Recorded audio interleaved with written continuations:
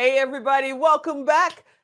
Whew, we kicked off with a bang. The link broke. We're not going to talk about that all day because we got way more better stuff to talk about and amazing women all day long, including who's coming up next. I met this woman at Secret Knock, Prosperity Camp. I think I might have saw her at 7-Eleven. She has become a friend of mine. She's amazing. She don't take no mess when it comes to finance, budget. She's right here. Dr. Wendy Labat has joined us. Hey, Hey, doctor. Tico, how are you? I'm amazing. We're trying to figure out what the heck is going on with this ding dang link, but that's okay. That's all We're right. We're here. here. You're Yeah. here. And I was listening in on your last guest, Dr. Kara Dentley, and I love her to death. She's one of those kind of women that will straighten your crown if it's crooked. I love her. So I was happy to, get in on her presentation. You're amazing, doctor, and I want to thank you for coming and joining us today on this International Women's Day. I've got to ask you, I know you're a speaker, you're a writer. We're actually in a book or two together, I believe. You're a financial legacy builder. But one thing that really strikes my heart is when you start talking about budgeting. Recently, the mask mandates have started to vanish from our hemisphere, and people are starting to get out. I'm guilty of it. I just came back from a vacation. People are starting to get out, and the budgets they planned while they were, being restrictive are kind of flying out the window. What do you tell people about budgeting and how to get through the day, the year, the decade? Well, I get away from the term budgeting because people start putting their guard up when you say budgeting. So I say plan where your money goes instead of wondering where it went. And I give my clients the spending challenge because, you can spend some money that you don't realize you're spending until you focus on that. So, people are aware of what they make and, what their expenses are, but they don't track their spending. And when you say, well, I can't afford this, I can't afford that, take that spending challenge, which means to track every penny that you spend at least for a week. My clients do it for 30 days, but for at least a week. And you'll find, you're spending maybe $100 a week eating out, another, couple hundred getting your hair and nails done. And now I'm not against those things, but when money is tight, you got to really go back and see where it's going, and not just wondering where it's going, but, finding out where it's going and then redirecting those funds. So if you overspend on vacation, that's okay. Just get back on track and get that money redirected to where it needs to go. Now, for some people who say, you know what, I live paycheck to paycheck. I don't know anything about the B word. We won't even use it the rest of the day, especially on International Women's Day. There are single moms, there are young families out there that's going, look, I'm just trying to figure out, diapers for Junior right now. I'm not even thinking about my future, my health care, anything like that, because you're not talking to me. I can't afford that right now. What do you say about that, doctor? Again, check that spending because we as women, we know how to, like my grandmother said, squeeze blood out of a turnip. So we know how to make that money work. You just have to be more conscious of it. And, now with, companies and businesses using, cards versus cash, you really spend just unconsciously. You just swipe and you're sticking it in, you're tapping, that card. So you don't really, you're not aware of what you're spending until after you realize you overspent. So, we as women, this is International Women's Month, we know how to make, squeeze that blood out of a turnip. So that's what I would say. You can afford it. You just have to, be more conscious of, where your money is going and plan where it goes instead of wondering where it went. I know that my mother used to always talk about being able to bring home the bacon and fry it up in the pan, so to speak.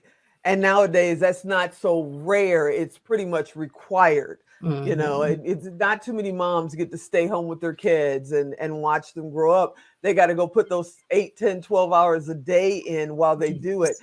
In the middle of all of that and trying to make sure their finances are in order, they're hoping to be where you are right now, standing on stages, speaking to groups, being an author. What advice would you give someone who's just getting started and going, huh? What do I do? Well, what I say is first, follow the spirit. If the spirit is leading you to do it, don't worry about the provision if God is giving you the vision. The provisions will come, but connect yourself with people that are where you want to be, people that can, kind of give you that insight, that firsthand insight, because, people see you on at your success level, but they didn't see you when you first started out. So, just Mhm. don't give up, just, be conscious. But there's one thing I want to say to the previous question about what do I tell women that say they can't afford things? Take Mhm. advantage of your points, rewards, and miles. That I'm about to do a course about living the VIP life that way. I was at McDonald's, especially for you single mothers, or not just single mothers, just people that like going to McDonald's. I would, I don't go there often, but I went and I had a taste for a filet of fish sandwich. But I kept seeing every time I go, I see this little, QR code with the app and everything. So while I was waiting in line, I said, let me go ahead and do this QR code thing. And they, the free offer or the deal was to get a free Big Mac when you spend $1. So I'm like, okay, forget this $7-8 filet of fish meal. I'm going with the free Big Mac with $1 fries and $1 sweet tea. So, I ended up taking advantage of that. So people need to take advantage of those loyalty programs, because I don't care where you go, where you shop, what you buy, there's some kind of loyalty or rewards program attached to it. And you need to take advantage of it because it increases your income without you having to get a second job.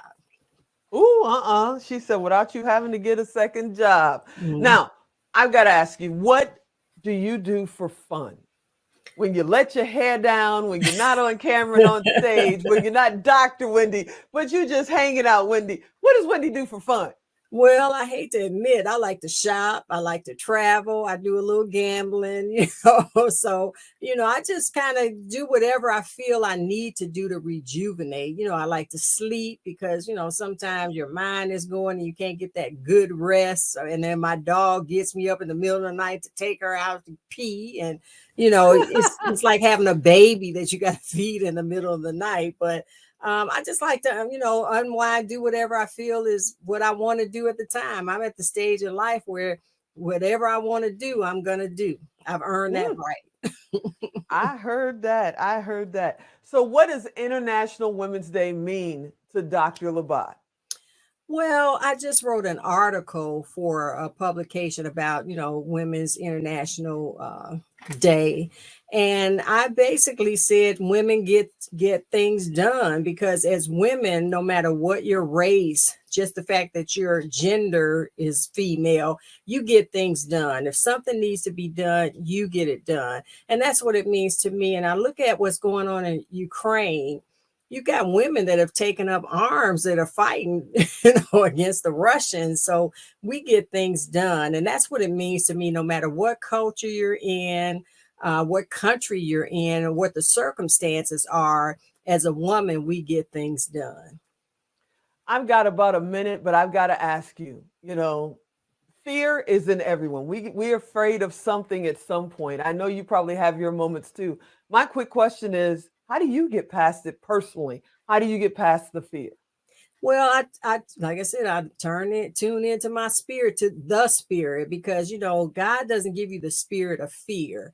When I was diagnosed with cancer, I didn't fear that because I said, okay, Lord, what does this mean? And he gave me a sense of peace that, if I wasn't as spiritually grounded as I am, I would have panicked, thought, oh, well, I'm Mhm. going to die. But, my thing is I always tune to the spirit, turn to God, and I always get comforted from fear.